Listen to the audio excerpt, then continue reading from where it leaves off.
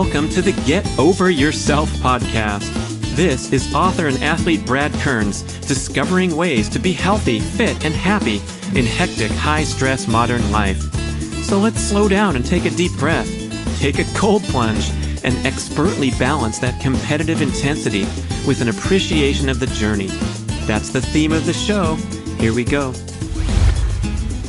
Doing a lot of low-intensity, general, everyday movement. So that's what our genes expect, and that's what promotes optimal human health. Meanwhile, we have so many modern-day fitness enthusiasts performing right in that black hole, that no man's land, where they're going pretty hard, or Dave Scott, triathlon legend, on my podcast with him, called it, quote, kinda hard. Welcome to Manchester. We're so happy to have the triathletes from around the world gather here for the World Championships in the year 1993. And so I do have a bit of Manchester accent that I can throw down.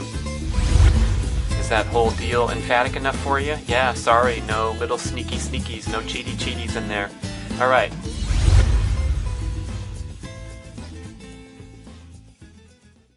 This is Brad. I want to tell you about my life-changing acquisition of a personal home-use sauna. I have a 6x6 barrel sauna in my backyard, ready-made heat therapy, a fabulous unit from Almost Heaven. Check out their website. You can very affordably order your own sauna for installation in your backyard or garage and have a sauna experience, the fabulous health benefits accruing from exposure to hot temperatures. Get that sweat going. These are beautiful, traditional dry barrel saunas where you splash the water on the rocks, go in there and relax. It's become a social centerpiece at my home. People traveling from far and wide to come check out the barrel sauna, turn the dial or set the timer and walk in to 200 degrees in the Caribbean seas. For some reason, people like to come to the sauna more than my cold tub. Go figure. Check out almostheaven.com and their beautiful natural wood designs, and pretty soon, surprisingly affordable, you will be in the home sauna business. Hi, listeners. It's time for another Breather Q&A show. Wow, wow, wow. Wow, wow. Wow, wow. Wow, wow.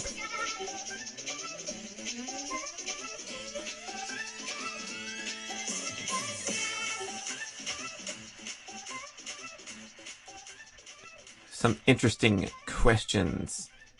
Let's jump right into it. People trying their best to live healthy, do the right thing. Justin writes in, I love your content. I listen to Primal Endurance on audiobook. Thanks for your personality. Oh, yes. If you're listening to a 13-hour audiobook, you gotta have some outtakes, man. You gotta have some fresh value added for the audio version versus the written version. Stuff you can't do on a page. Let me put it that way. So go listen to any of my audio recordings, including Keto Reset Diet and Keto for Life, where I got into the fancy-pantsy Penguin Random House studios to knock that thing out with my own audio engineer, looking through the window, making funny gestures at me, especially when I went off script, and I have a tendency to do that. I just start yapping on a little value added insight, and the guy's trying to follow me word for word as per the protocol when you're recording a audiobook the fancy way, and he's shaking his head going, what the heck is going on? And then he got used to it. So we were in a good groove, listening to those two books as well as all the Primal books on Audible. I know, I'm a big fan right now. I should do a commercial, huh? I know they have commercials on podcasts, but Audible's a great way to keep up with your reading when your eyes get too tired at night, like me, because I'm looking at a screen all day. But punching up those audiobooks, lots of fun. Not every time when I'm out exercising, because I like to explore and listen to nature too, but I will crank through some of those books going at 1.75 speed or 2.0 speed, and that way I can listen to a book in half the time it says, because I'm listening to all the insights and not losing much, unless it's a really complex, complicated book that I have to slow down to 1.5, 1.25, or even 1.0. Anyway, Justin continues. He says, I don't feel I've learned enough about accidentally going a few beats over your maximum aerobic heart rate here and there during a training session. I know that this has been addressed, but not in depth based on the content I come across. Maybe you have a podcast and I missed out. Please let me know. He's a mountain biker, a skate skier, and on both those activities, it's very easy to blow past your training heart rate, in his case, 140. So the huge importance here, I've done entire shows on this over on the Primal Endurance podcast channel. But the essence of it is that when you're conducting an aerobic training session, when you're teaching your body to burn fat and build your cardiovascular endurance, you want to limit your effort to 180 minus your age in beats per minute as your training heart rate.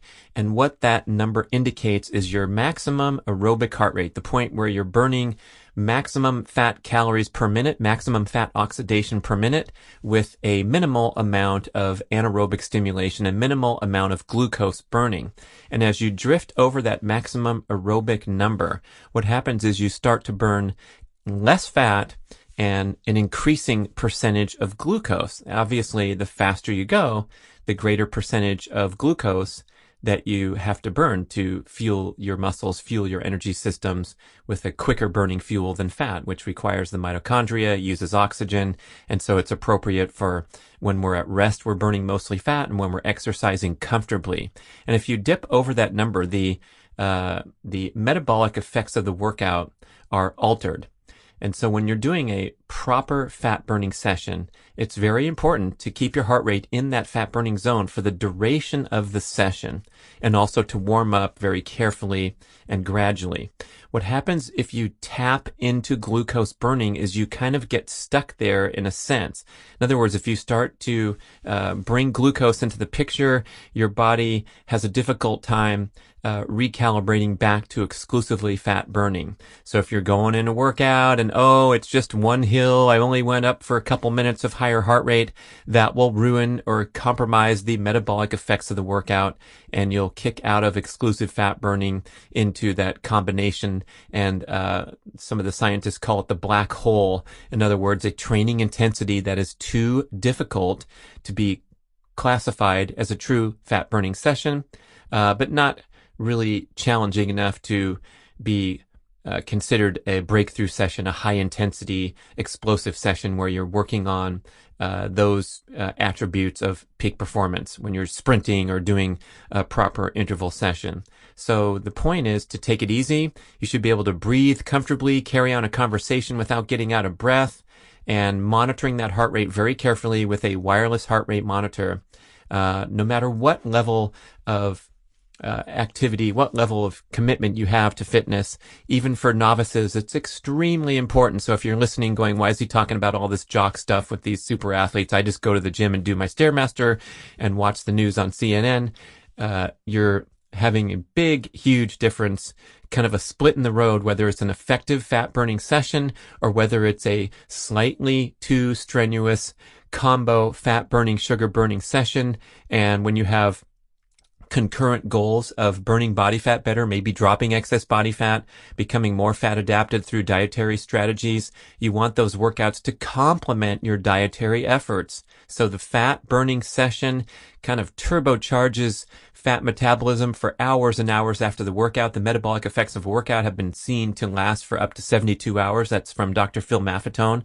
So if you're doing a good fat burning session and then you're eating appropriately, getting rid of the processed carbs, the high insulin stimulating foods, eating those nutritious meals high in natural nutritious fats, then you can trend in that direction of becoming a fat burning beast, easily and effortlessly dropping excess body fat, and all is well, unless you go a little bit too hard, or like Justin mentioned, speaking for so many athletes, including myself, Justin, I know it's tough because the pace is so comfortable and so easy to exceed that number, that beep, beep, beep, 180 minus your age, that it's hard to stay focused.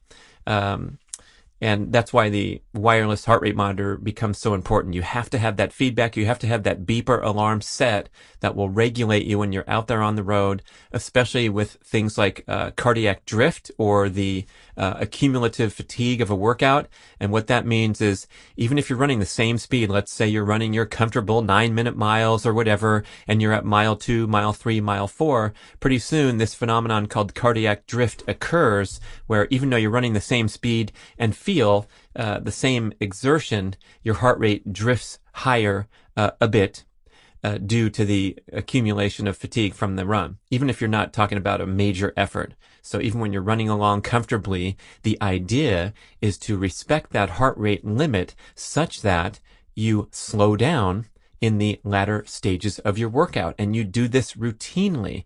I know it goes against your competitive instincts and the fitness ethos to no pain, no gain, or to suffer through it and keep your pace for the whole workout and congratulate yourself at the end with a Jamba Juice. And yeah, you know why you want that Jamba Juice, that quick hit of sugar? It's because you exceeded your maximum aerobic heart rate and made it something different than the intended benefit of a fat-burning session. So yeah, I'll give an emphatic recommendation to be extremely disciplined with regulating that heart rate and making sure that it doesn't exceed, even for brief periods, the maximum aerobic heart rate. A lot of cyclists will come back at me. They'd be coming back at me saying, Brad, you don't understand. These hills are so tough. The heart has to beep just to get up to the top of the hill without falling over. And to that I say, mate, go into the bike shop and get yourself a bigger gear, more teeth, a larger chain ring in the back. Not chain ring, larger sprocket. What do they call it? Freewheel. Sorry, bikers, I've been out of it for a while. The chain ring's in the front and the freewheel is in the back of a bicycle. So you want more teeth on your easiest freewheel gear in the back. And what happens then is that, especially on a mountain bike, you can go 1.5 miles an hour without falling over. You'll just be pedaling kind of at a significant rate and going nowhere because the gear is so easy. But that's the point. You just kind of make your way gradually, steadily up the hill without exerting yourself, without straining yourself, and then preserving the intended benefits of the workout. Is that whole deal emphatic enough for you? Yeah, sorry, no little sneaky sneakies, no cheaty cheaties in there. All right.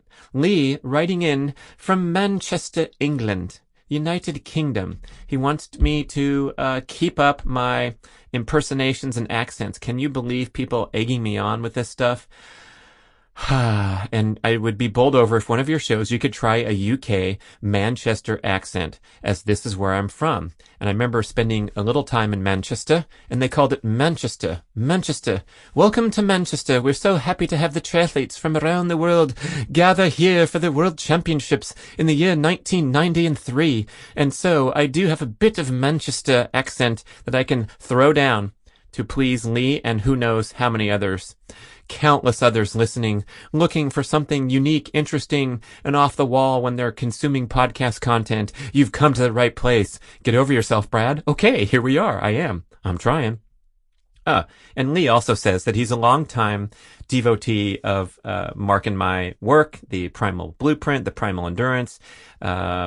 We're combining the science and the practicality of keto, very much appreciated, especially the MAF strategies, maximum aerobic function, which I just talked about at length on the first question.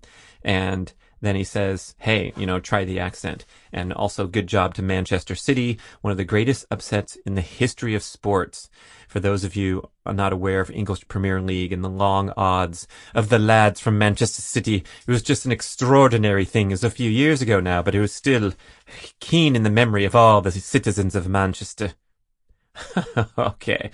Now, here comes a 61-year-old orthopedic trauma surgeon, a badass from Colorado. He likes hockey, speed skating in his background, and now he likes to Nordic ski as a low-key masters racer. So they go 10 to 25 kilometers. Also skiing with his kids who are quite good. I'm not going to stop that. I love being fit outdoors and at high altitude. I've adopted the Maffetone or the Kearns approach, subscribed to the websites, buying into all that stuff, and I train pretty polarized. That's a compliment, right? If you've not heard that term, people, polarized means you're either going really easy like I described for an aerobic session, or you're going really hard and explosive. And that's the message of the primal blueprint, the ancestral living, the ancestral fitness patterns of either sprinting for your life, lifting heavy rocks, building shelter, or walking around, gathering and doing a lot of low intensity, general everyday movement. So that's what our genes expect. And that's what promotes optimal human health. Meanwhile, we have so many modern day fitness enthusiasts performing right in that black hole, that no man's land, where they're going pretty hard. Or Dave Scott, triathlon legend, on my podcast with him, called it, quote, kinda hard. And kinda hard is a bad deal because it promotes chronic overproduction of the stress hormones to do these kinda hard workouts day after day or several days a week. The CrossFit community, I love you all. Peace out. But you guys are extremely guilty as a blanket statement of going into that gym too frequently, too many days a week, and doing stuff that's kinda hard and definitely kinda too long in duration. A 10 or 12 or 15 minute kinda hard session is great stuff. That's micro workouts. That's a huge explosion in the fitness scene, a wonderful transformation of dated and flawed training topics where we have these micro workouts where we can throw in throughout the day mini bursts of explosive effort that promote fitness. They don't tire you out. They break up long periods of stillness when you're sitting at your desk all day.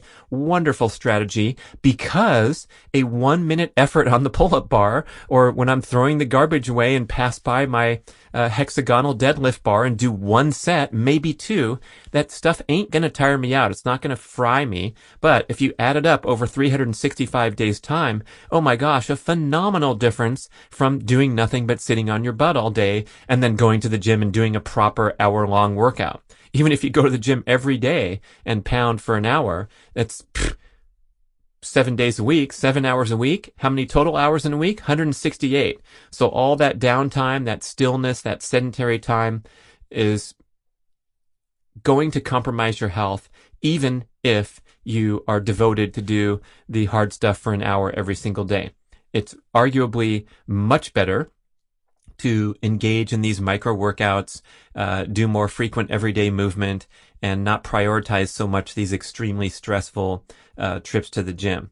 So again, back to the question, the polarized training. I was just defining that for you. So he either does low intensity cardio or he does sprints and sports specific intervals. Okay, here's the deal. This is of interest to many, many people. So here's a guy who's very athletic, enthusiastic, training correctly in that polarized manner where he's keeping it low intensity or he's hitting it hard.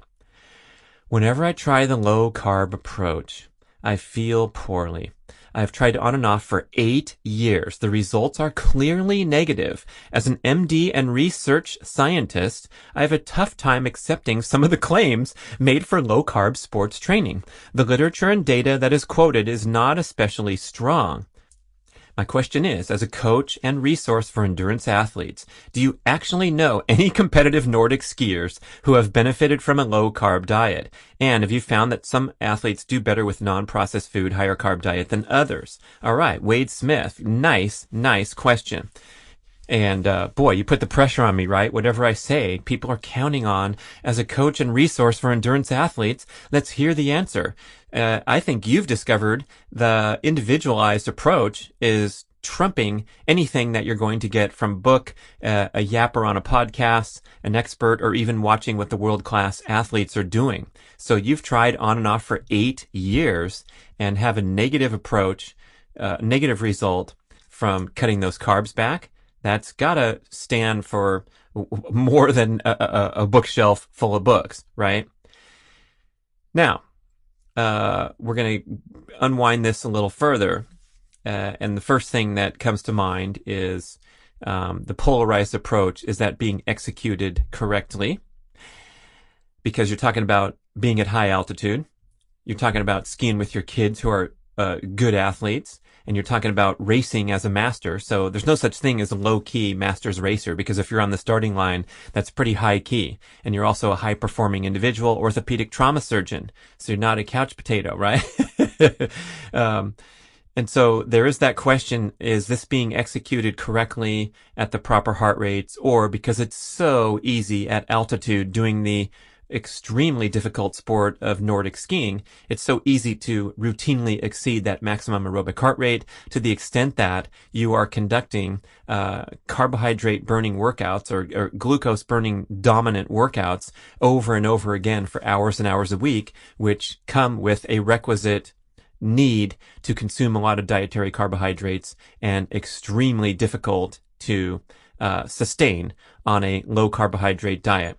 So I'm just going to throw that out there as a challenge. And if the individual is nodding his head saying, oh yeah, I'm definitely watching my heart rate and I'm going really slow, that's great. But for most of us and for all the listeners to reflect upon is that you're doing a good job conducting these fat burning workouts rather than drifting into glucose burning. So there's a huge difference there. And if you're doing a lot of glucose burning workouts and consuming a lot of carbs, then you stand to gain from slowing down the pace of your workouts. This is the essence of the entire primal endurance approach, the book, the digital course, all that stuff, is that slowing down will help you go faster, be healthier, and then have more success, especially with removing the refined carbohydrates that have no place in anyone's diet. The nutrient-deficient refined carbohydrates, the gels, the bars, the drinks, slamming down sugar in the name of athletic performance.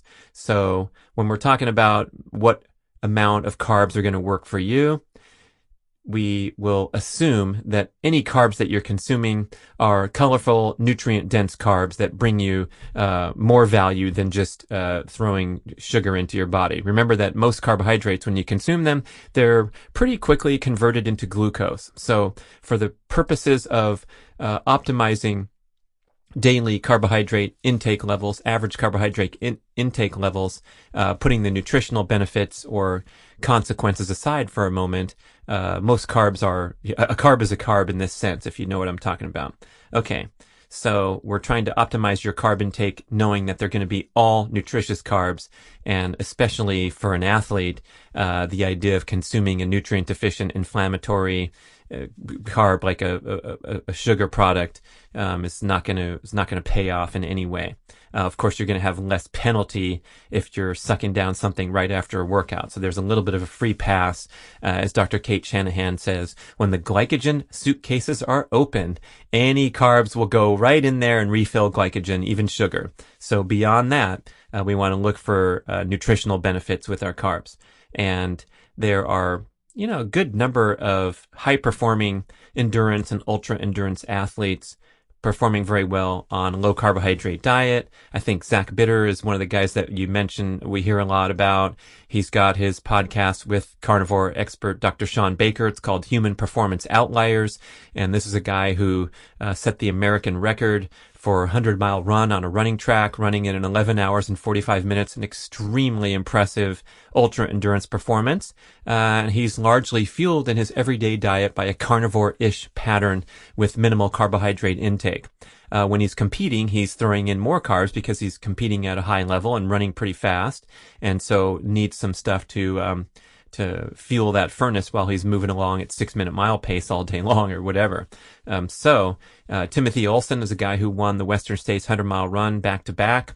And he is also noted for eating in a paleo style pattern where he's, cutting out almost all the refined carbs and more of a low carbohydrate, high fat pattern. So yeah, people are succeeding at different levels. A lot of recreational enthusiasts have written in and connected with the Maffetone community, the primal endurance community. So people are doing well, especially when they remove those refined carbohydrates. But beyond that, personal experience, seeing what works for you. And one amazing breakthrough insight that I've come up with recently for myself that will change the world when I can communicate it and you can share this clip with others is, guess what? Go by your freaking appetite. It's as simple as that. And it's been a wonderful revelation for me when you're trying to optimize carbohydrate intake and you're sitting around twiddling your thumbs and you're thinking of having a sweet potato. That is a profound insight from deep in your body's wisdom that maybe maybe it's a good day to increase your carbohydrate intake. This also occurs with me on the subject of popcorn. So I will have a strong desire for a big bowl of popcorn in conjunction with performing some impressive workouts, whether high intensity or long duration endurance workouts. And that just is going with the flow, baby. And I think it really is something that's important to respect and prioritize up there high on the top 5 list of decision-making parameters for optimizing carbohydrate intake. So how does that sound? And on days when I'm not that active, I have little to no need for carbs or even food. I can easily fast until 2 or 3 or 4 p.m., making for a 20-hour fast.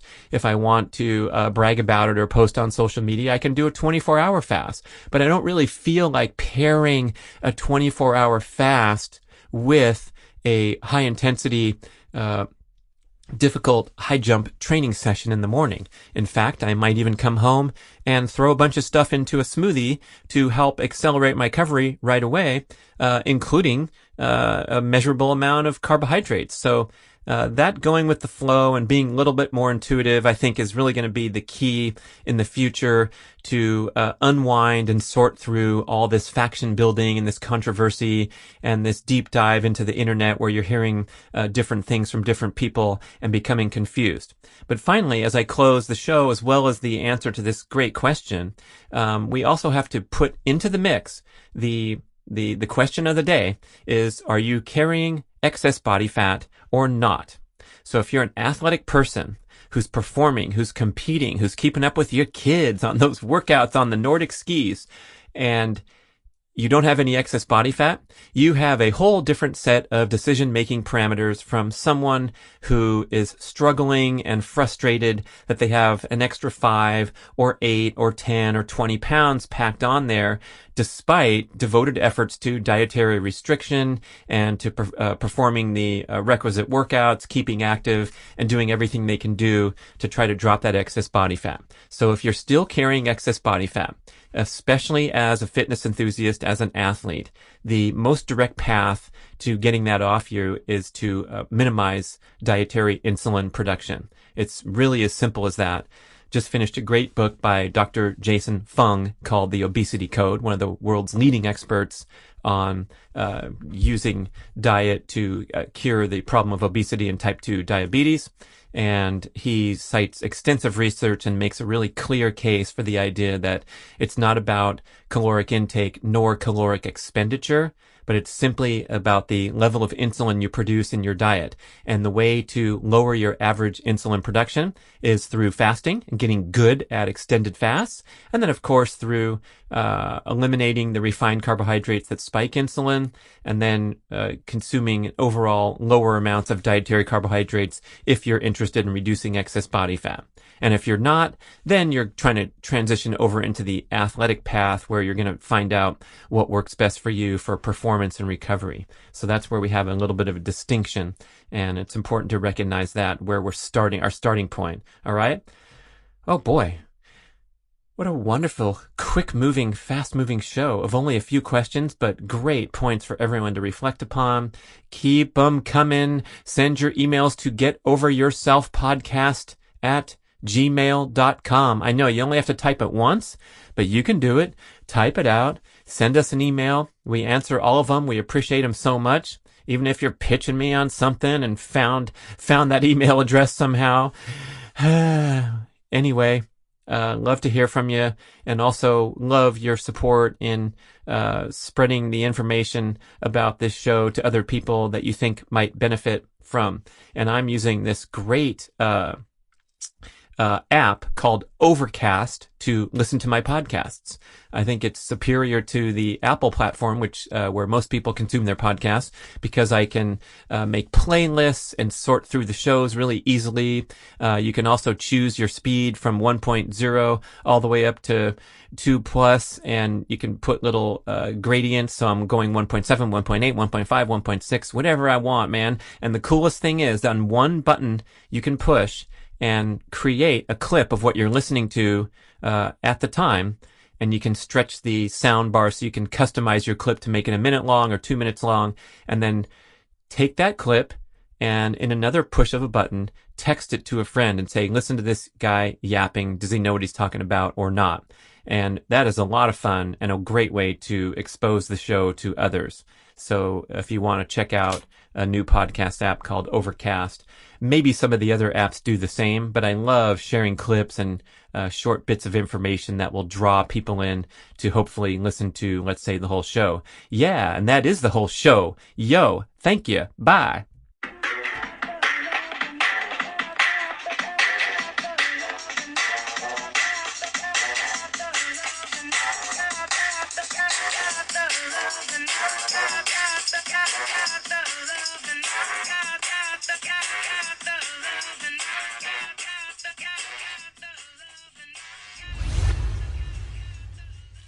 Thank you for listening to the show. We would love your feedback at getoveryourselfpodcast@gmail.com. And we would also love if you could leave a rating and a review on iTunes or wherever you listen to podcasts.